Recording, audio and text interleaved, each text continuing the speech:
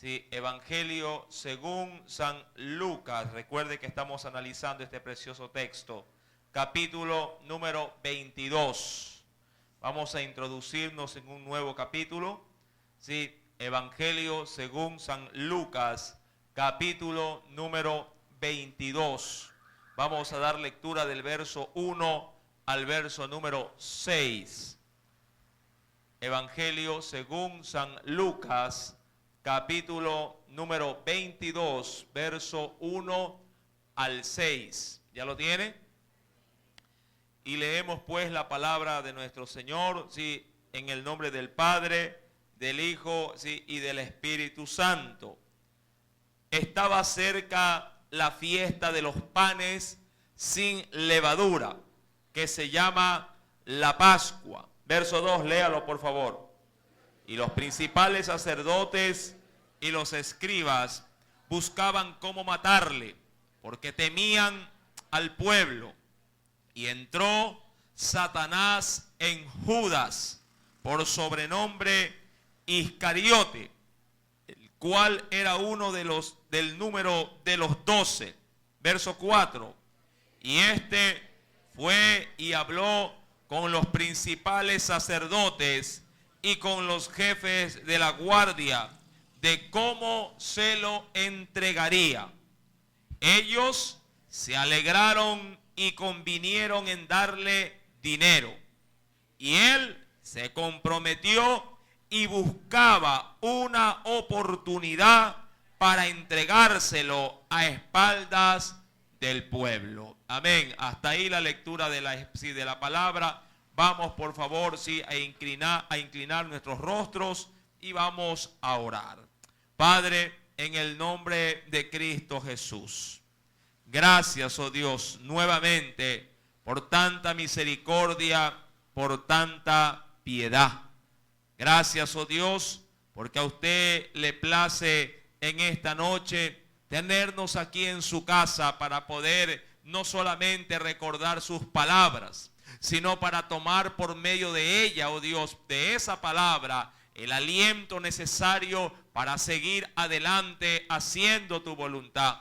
Ya que la Escritura me enseña que es la fe, Padre, la cual usted puede implantar en el hombre a través del oír de su palabra. Ministra nuestras vidas, oh Dios, háblanos conforme a tus misericordias y permite que en esta noche el pueblo no solamente presente, sino que está a la distancia, pueda también, oh Dios, recibir de parte tuya tu misericordia y tu verdad. Te lo imploro, oh Dios, en el nombre de Cristo Jesús, y te doy gracias, mi Señor. Amén y amén.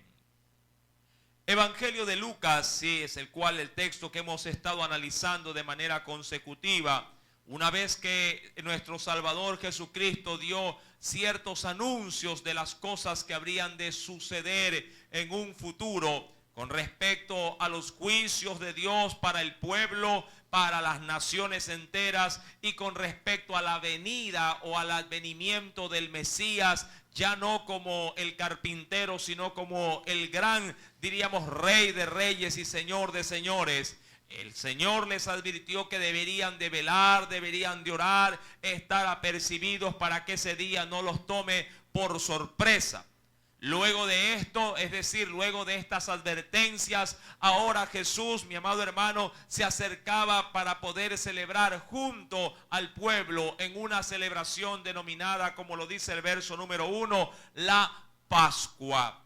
Esta festividad judía recordaba lo que Dios había hecho hace casi 2000 años atrás, refiriéndose a la gran liberación que se llevó a cabo cuando el Señor por mano fuerte los libró de la tierra de Egipto, sacándolos de la esclavitud. Esta celebración consistía en comer ciertos alimentos debidamente, diríamos, dados por Dios, para que pudiesen de alguna manera saborear el sinsabor de la amargura que vivió ese pueblo durante más de 400 años. Dentro de, diríamos, del banquete de la Pascua estaba conformado, diríamos, como alimento especial el asar un cordero. También era acompañado con panes sin levadura y con hierbas amargas. Todo esto recordaba en una ceremonia, en un gran ritual con solemnidad, con cánticos de himno. Sí, cada familia lo celebraba en lo recóndito de sus, en este caso, de sus casas. Mis queridos hermanos, esa fiesta se acercaba y dice la Escritura en el versículo número 2, que así como venía, o se venía a venir dicha celebración, por otra parte, en el verso 2 dice la Escritura que los principales sacerdotes y los escribas, sí, es decir, los encargados de la parte doctrinal o religiosa del pueblo, buscaban la ocasión ¿para qué? Para matar ¿a quién? A Jesús. Obviamente usted y yo ya por medio del estudio conocemos que ellos tenían envidia de Jesús porque el pueblo se iba atrás de él, y obviamente eso no solamente les hacía perder popularidad, sino que también los desprestigiaba, porque Jesús no tenía, y valga ahí de pronto la aclaración, no tenía pelos en la lengua a la hora de recriminar el pecado, sin importar quién es o quién pudiera llegar a ser el hombre. Mi querido hermano, esta situación le causó gran, diríamos así, gran estrago en medio del grupo religioso de aquel entonces. Cuando vamos al verso 2 dice la Biblia, y los principales sacerdotes y los escribas buscaban cómo matarle. Cosa tan curiosa. En la Escritura había una reglamentación estricta con respecto a esto que pretendían hacer los sacerdotes. Cosa curiosa, ¿por qué? Porque cuando vamos a Deuteronomio, por favor, acompáñeme. Libro de Deuteronomio, allá en el 5.º libro de la Biblia. Cuando abrimos la Escritura en el capítulo número 5.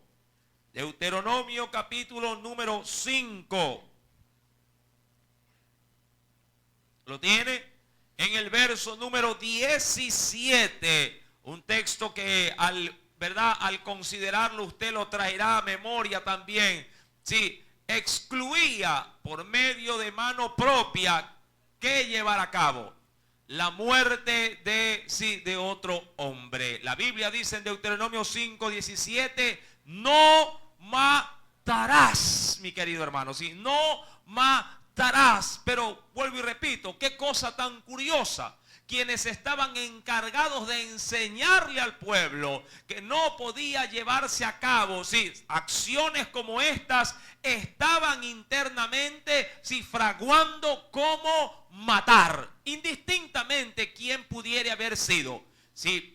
Supongamos que de pronto no sea Jesús, de pronto el victimario, o la víctima, perdón, que querían en este caso eliminar. Puede usted poner ahí a cualquier persona. Mi amado hermano, no se puede admitir o no es admisible que alguien encargado de ministrar la palabra de Dios, al hacerlo, se vaya en contra de esa misma palabra, deseándole la muerte a otro ser humano.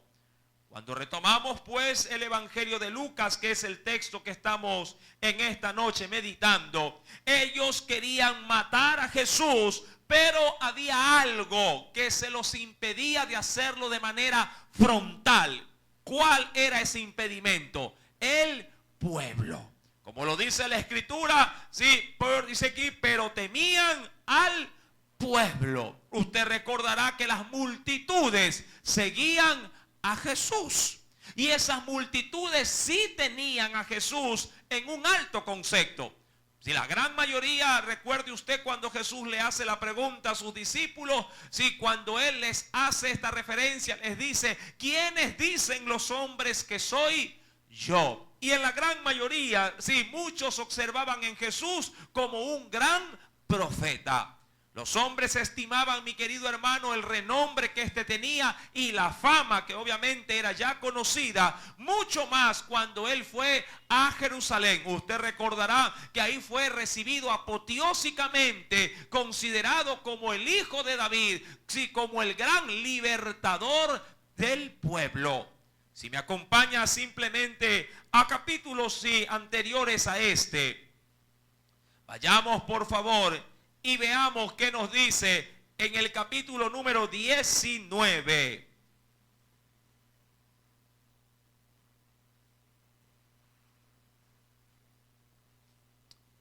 Evangelio de Lucas, capítulo 19, versículo número 36 en adelante. Y a su paso tendían sus mantos por el camino.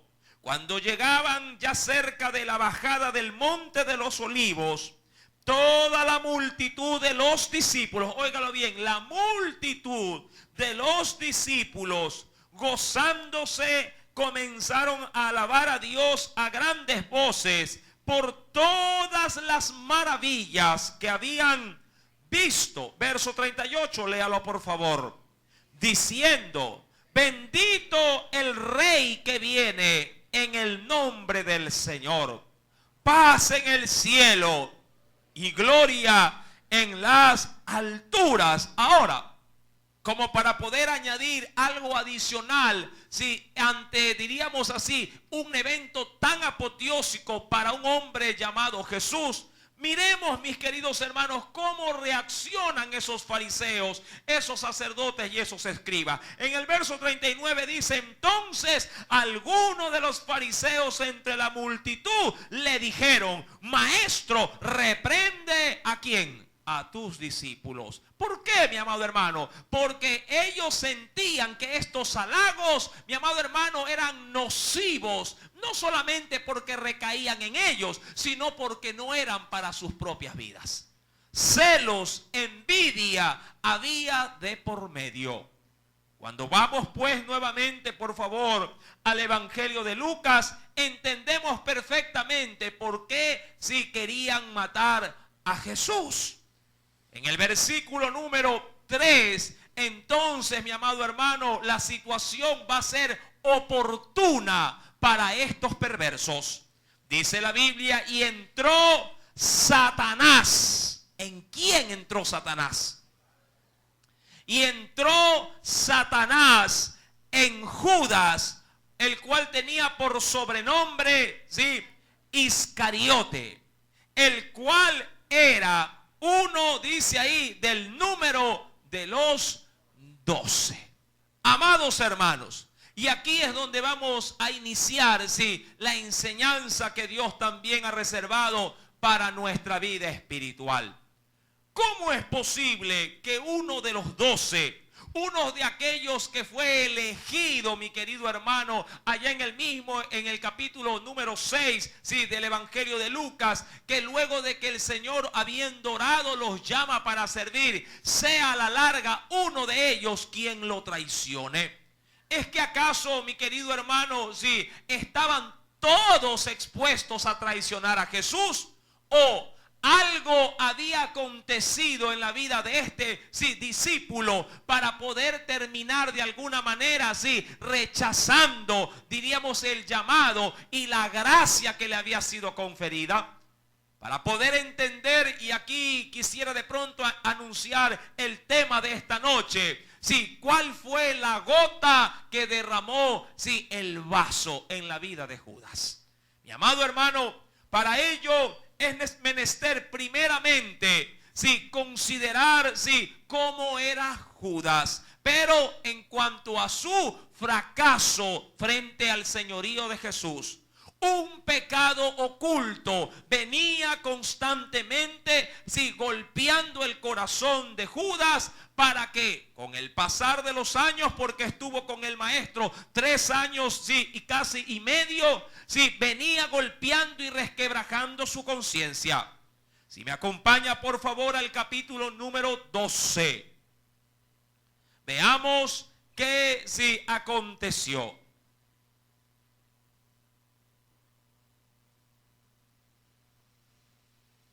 Evangelio de Lucas, capítulo número, capítulo número 12. Evangelio según San Juan, capítulo número 12.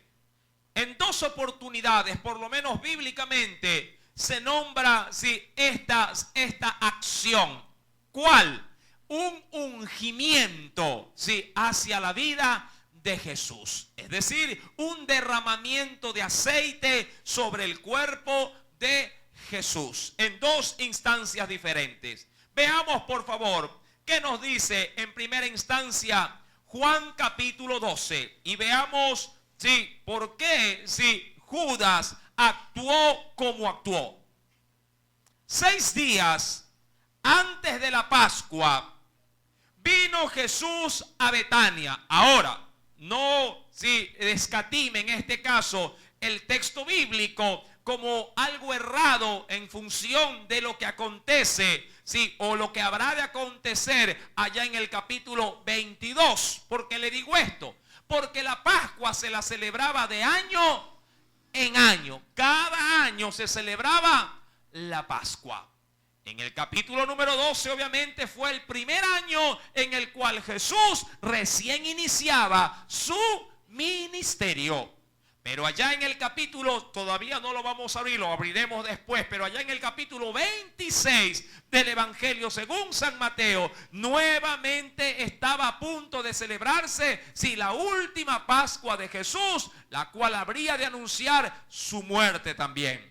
Pero bueno, Juan capítulo 12 nos dice, 6 días antes de la Pascua, vino Jesús a Betania, donde estaba Lázaro, el que había estado muerto, y a quien había resucitado, ¿de dónde? De los muertos. Y le hicieron allí una cena. Marta servía y Lázaro era uno de los que estaban sentados a la mesa con él. Verso número 3, léalo por favor.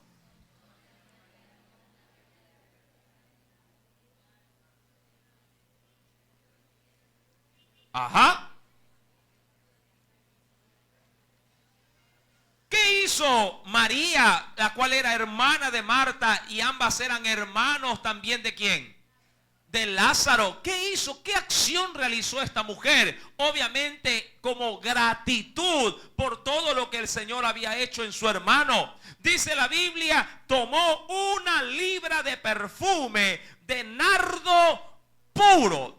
Mi querido hermano, se da una referencia también allá en Marcos, también acerca de estos perfumes, y el costo del mismo era del salario de una persona, de un obrero, pero de un año entero. Pregunto yo, ¿se endeudaría usted por un perfume todo un año?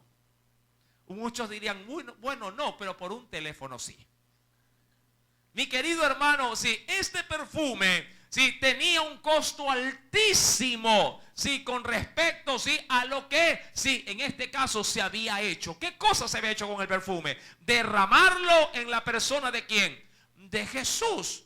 Muchos podrían llegar a decir, se ha hecho un desperdicio.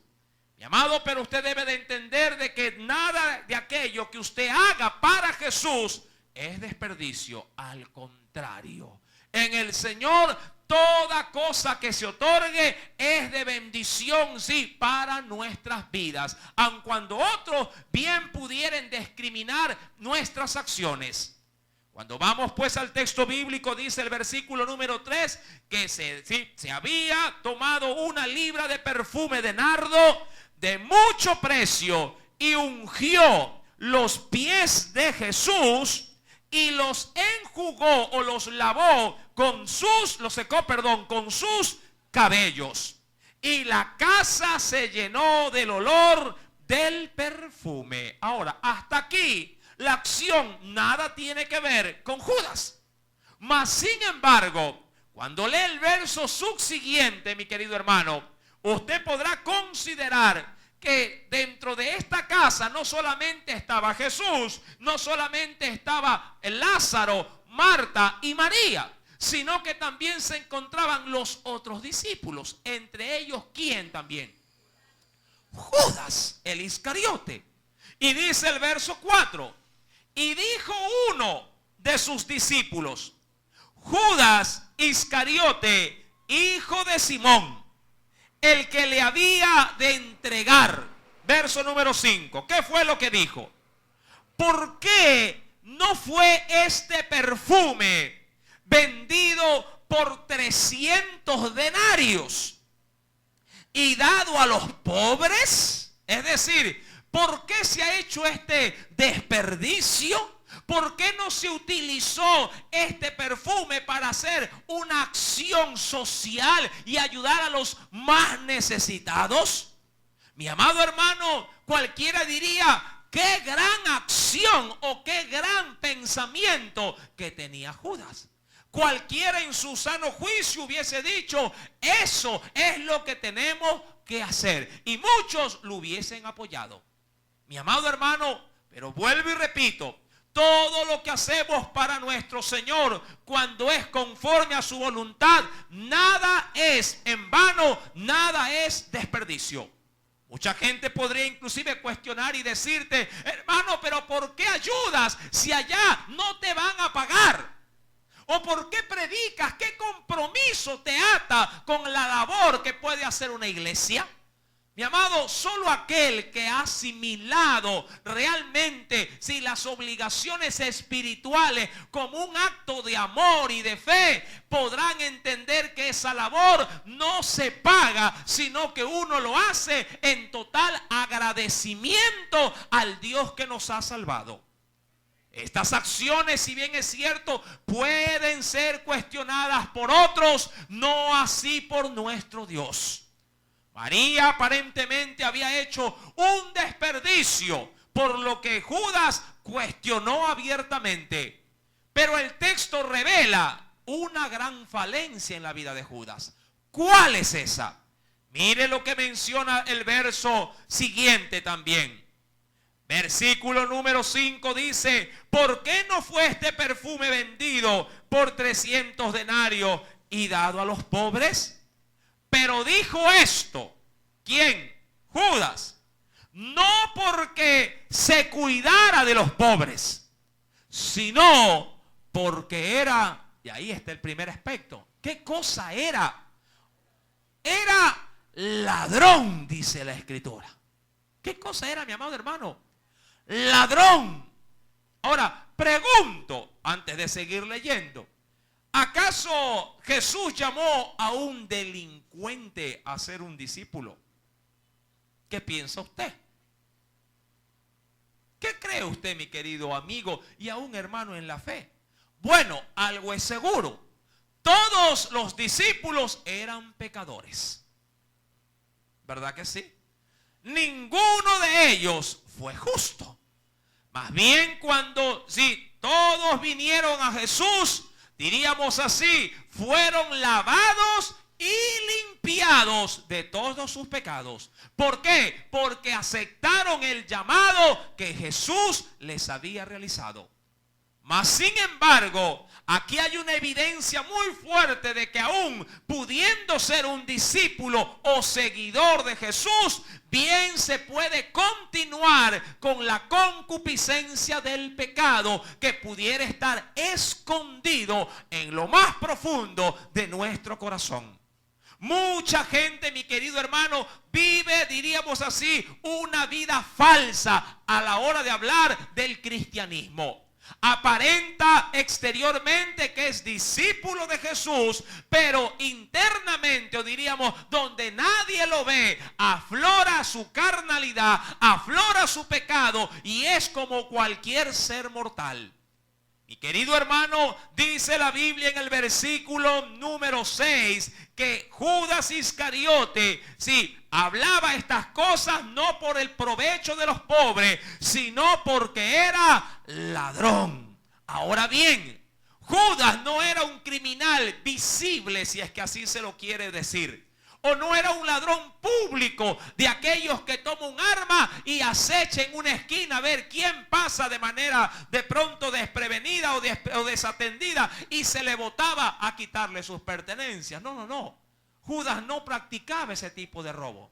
Judas, mi amado hermano, simplemente era aquel hurtador de las cosas aprovechando el descuido, de su prójimo. Son los típicos hombres, mi querido hermano, que suelen muchas veces tomar, sí, de a poco cosas que no les pertenecen para simplemente, en este caso, satisfacer sus vanas, sí, en este caso, pretensiones o sus vanas, diríamos también, sí, simplemente, sí, egolatrías. Amantes, sí, de lo ajeno. ¿Cuánta gente podría ser considerada de hecho ladrón cuando le roba al Señor? ¿En qué, por ejemplo? Usted lo sabe. En lo que al Señor le pertenece. Sus ofrendas y sus diezmos también. No en vano Malaquías, ¿verdad?, al ir confrontando al pueblo le dice: vosotros me habéis robado. ¿Y cómo queda una persona que roba a otra? ¿Acaso no se la califica como un ladrón? Mi amado hermano, Judas no solamente dice que era un ladrón, sino que seguidamente dice el verso 6, y dice aquí que él, teniendo la bolsa, es decir, teniendo el manejo de las finanzas, ¿qué hacía con lo que se depositaba en ella? Sustraía de lo que se echaba en ella. Eso se lo podría conocer como hurto. Si veía que había una cantidad de pronto atractiva, metía la mano y ¿qué hacía? Sacaba para sí, ¿sí? Teniendo, mi querido hermano, dentro de su corazón de a poco una raíz que a la larga haría crecer un árbol de amargura. Mi querido hermano, Judas había caminado con Jesús, mas sin embargo, él, estando al lado del Señor, no pudo, mi amado hermano, sí, que ese Señor se involucrara dentro de su propia vida. Qué triste sería, mi amado hermano, que usted camine por años en el cristianismo, pero el cristianismo nunca entre en su corazón. Sí, no es igual caminar junto al Señor que tener al Señor dentro de su vida. ¿Sí me está entendiendo? Mi querido hermano, Judas pues de alguna manera no pudo, sí, reprimir esta concupiscencia. Cuando vamos nuevamente, por favor, a Lucas capítulo 22 e identificado el mal de este hombre, cuando vamos al verso 3, entendemos que un corazón que alberga pecado es un corazón abierto. ¿Para qué? Para que Satanás pueda controlarlo. Amén. Un hombre que está vendido al pecado ya no es libre, sino que se hace esclavo de ese pecado. Y Satanás toma los pecados del hombre para someterlos a su señorío. Es por eso que no nos asombramos cuando dice la Biblia en el verso 3, y entró Satanás, ¿en quién? En Judas. Dice aquí, el cual tenía por sobrenombre Iscariote, el cual era uno del número de los 12. Verso 4, ¿qué dice la Escritura? Léalo, por favor.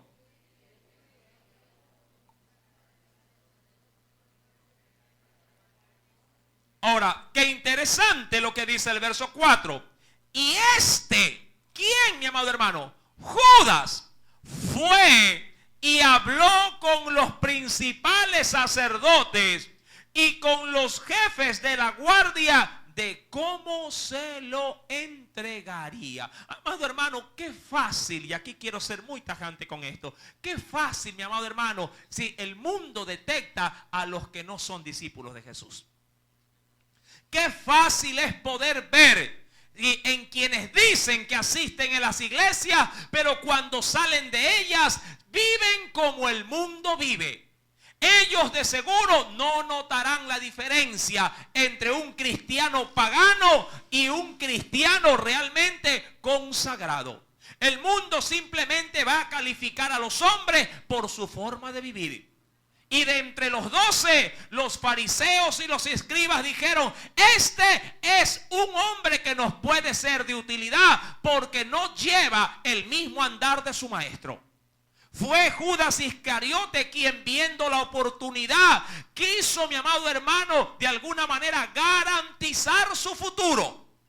Él había visto que Jesús había entrado en Jerusalén como un rey, recuérdelo, y como rey y aclamado como tal. Judas hasta ese momento decía en su interior: con él me he cuadrado en mi futuro. Porque si él va a gobernar y yo soy uno de esos 12, y el Señor ya les había dicho anteriormente que gobernarían a las 12 tribus de Israel, él como mínimo pensó: seré príncipe de toda una tribu. Pero oh sorpresa, Jesús entra a Jerusalén luego de esa apoteósica recibimiento. Al siguiente día va al templo y se gana de enemigos a todos los que en él estaban, porque con látigo en mano echó a todos los mercaderes del templo. Y quienes de alguna manera lo aclamaban, ahora sí le gritaban y lo menoscababan. Mi amado hermano, pero eso no fue la gota que derramó el vaso en la vida de Judas. Fue un acontecimiento similar al que acabamos de leer allá en el Evangelio de Juan. Venga conmigo, por favor. En Mateo capítulo 26.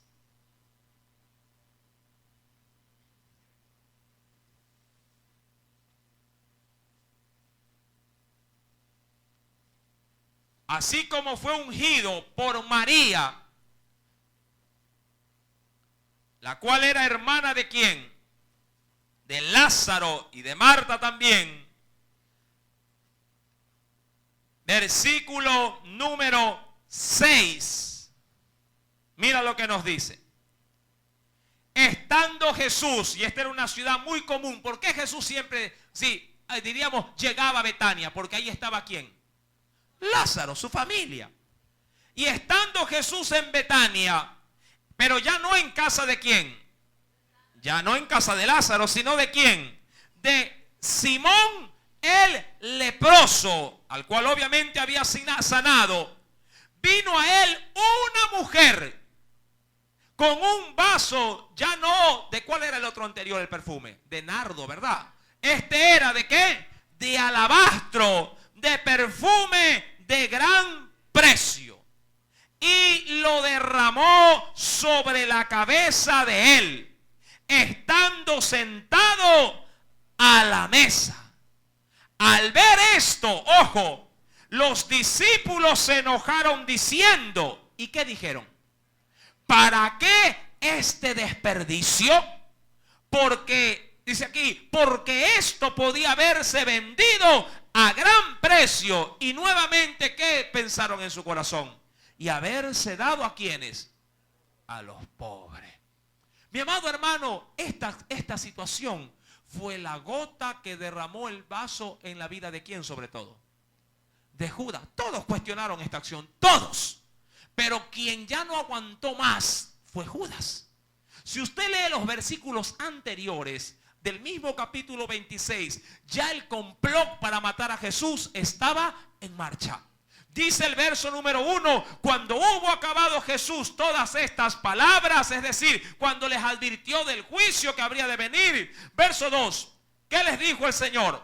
Sabéis que dentro de 2 días se celebra la Pascua y el Hijo del Hombre será entregado para ser crucificado. Es decir, que lo que ya los judíos planificaban a Jesús no le tomó por sorpresa. Más bien dice la Biblia en el verso 3 que Jesús anunció que entonces los principales sacerdotes, los escribas y los ancianos del pueblo se reunieron en el patio del sumo sacerdote llamado Caifás y tuvieron consejo para prender con engaño a Jesús y matarle. Pero decían, no durante la fiesta, para que no se haga alboroto en el pueblo. Y mientras en un escenario están planificando cómo matar a Jesús, en otro escenario está Judas con los otros 11 viendo cómo se desperdicia nuevamente un perfume en ¿qué? En la cabeza de su maestro. Y eso, mi amado hermano, prácticamente rompió la poca, diríamos así, fe que este hombre tenía. Este hombre, luego de ver esta última acción, bien pudo haberse acordado de qué manera también se desperdiciaba otro perfume años atrás cuando fue ungido por Marta. Y dijo, esto no va más conmigo. Mi amado hermano, ¿cuántas veces Dios permite cosas que para nosotros no tienen sentido? Pero hay que aceptarlas de igual manera. Es verdad. Estos perfúmenes bien pudieron haber sido de alguna manera invertidos en otra cosa. Pero mi querido hermano, si usted debe de entender que cuando Dios quiere hacer las cosas a su manera, nosotros no podemos interrumpir sus propósitos en nosotros. Aun cuando nos parezca una locura o lo que dijeron ellos, un desperdicio. Hay un libro fascinante que obviamente lo recomendaría que lo pudieran leer en sus casas. Este libro menciona de por sí como título, cuando lo que Dios hace no tiene sentido. Su autor es el doctor Dodson. Él, y quiero mencionar por favor, un pequeño texto con respecto a lo que le estoy diciendo. Él, entre otras cosas, menciona cómo los planes de Dios muchas veces para nosotros son locura, pero mi amado hermano, Él sabe lo que tiene que hacer. Quisiera por favor que me acompañara a ciertos versículos bíblicos, en los cuales se nos dice lo siguiente. En Romanos capítulo 11, Romanos capítulo número 11, luego de Hechos de los Apóstoles,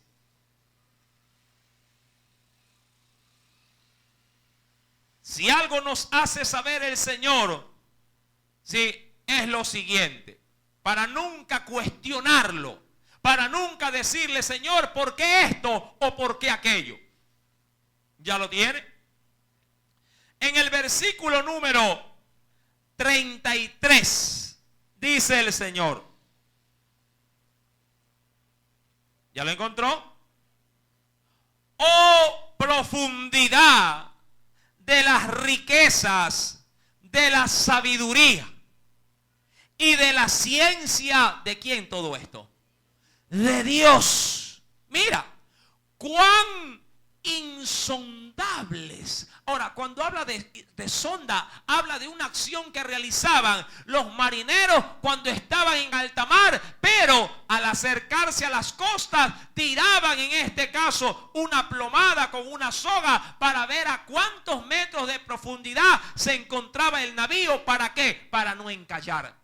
Y de cierto tiempo lanzaban y decían, hay 15 brazas, 10 brazas, hasta el momento en que ellos decían, basta, no siga más porque podemos golpear en algún arrecife y se perdería la nave y su mercadería.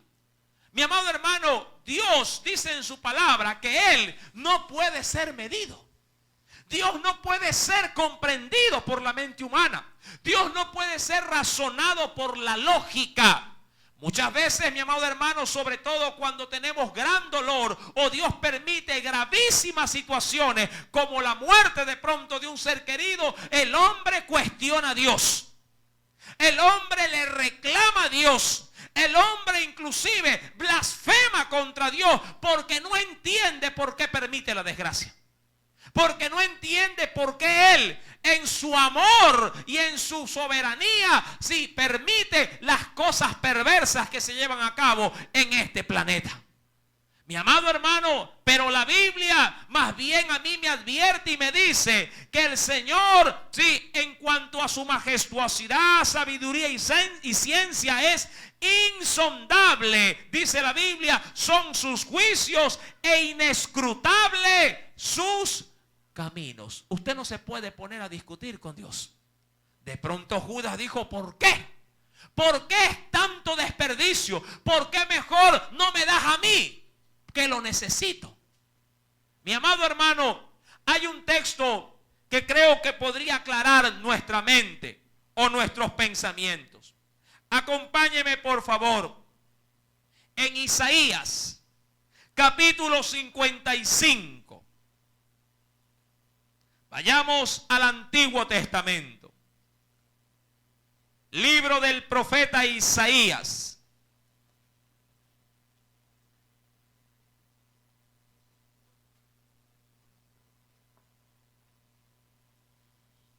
Capítulo 55.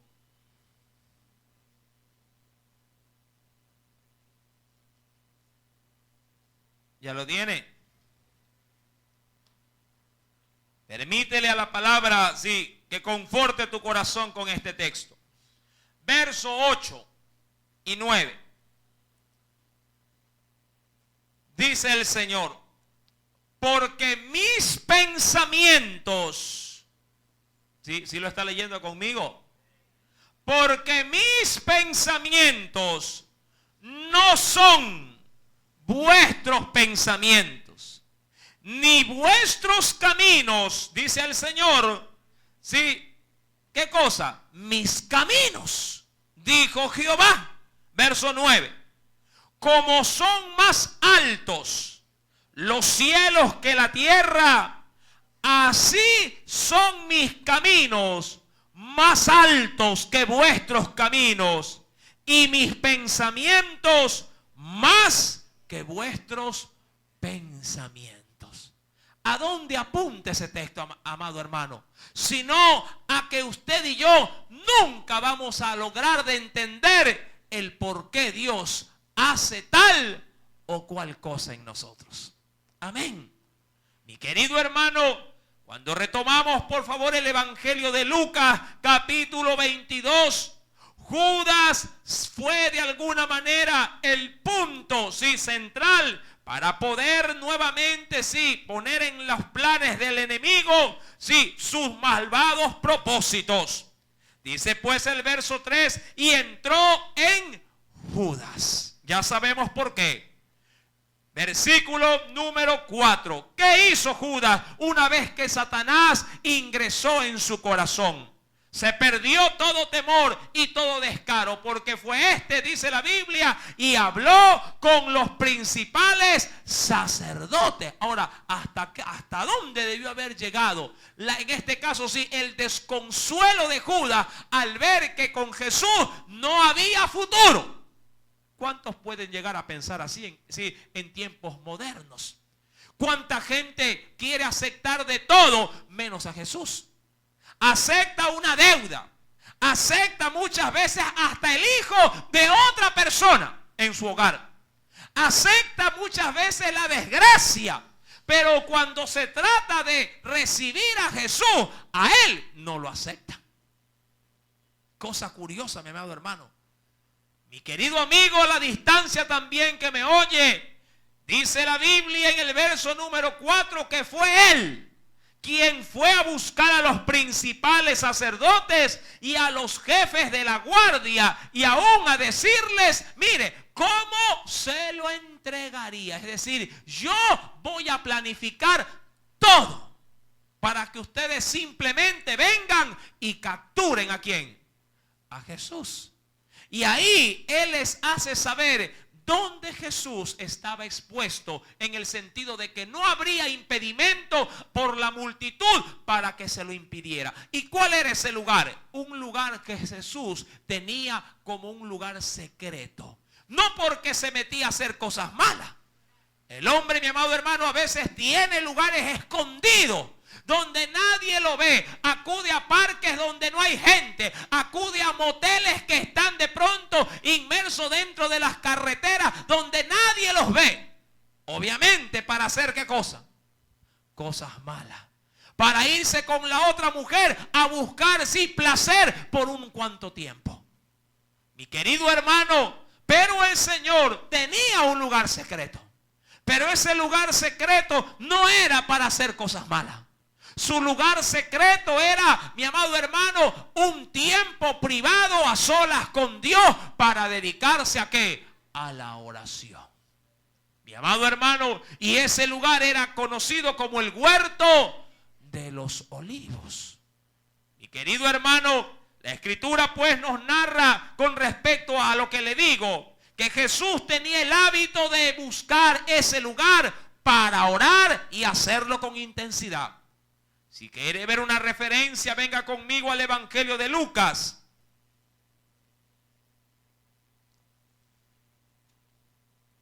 Evangelio según San Lucas.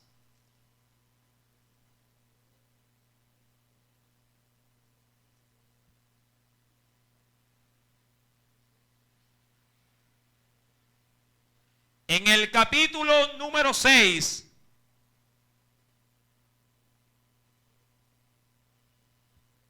Jesús acostumbraba a ir a este monte siempre a buscar el rostro de Dios. ¿En qué? En oración. Versículo número 12 del capítulo 6. En aquellos días Él fue al monte. ¿A qué fue? A orar. Y pasó la noche orando. ¿A quién? A Dios. Y cuando era de día, llamó ¿a quiénes? A sus discípulos. Ahora pregunto, ¿Jesús con cuánto fue a orar a ese monte? Solo. Mi amado hermano, porque Él sabía que en ese tipo de lugares se podía uno conectar con Dios. ¿Cuánto sabe que mientras más uno está, diríamos así, ajeno a ser estorbado, la oración puede fluir con mayor fervor? Mi querido hermano, el Evangelio de Mateo, saliéndome un poquito del tema, simplemente para remarcar esto, nos dice, acompáñeme por favor al Evangelio según San Mateo. En el capítulo número 6.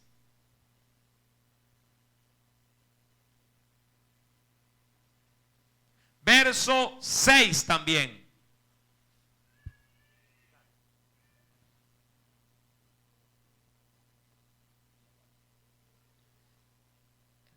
Evangelio según San Mateo, capítulo 6, verso 6. Mas tú, cuando ores, entra en tu aposento. ¿Y qué nos recomienda el Señor? Y cerrada la puerta, ora a tu Padre que está ¿en dónde? En secreto. Y tu Padre que ve en lo secreto, te recompensará. ¿En qué? En público. Judas Iscariote sabía dónde Jesús tenía su lugar secreto. Claro está, nunca era interrumpido, porque cuando los llevaba, Jesús tomaba más distancia y buscaba un tiempo privado de oración.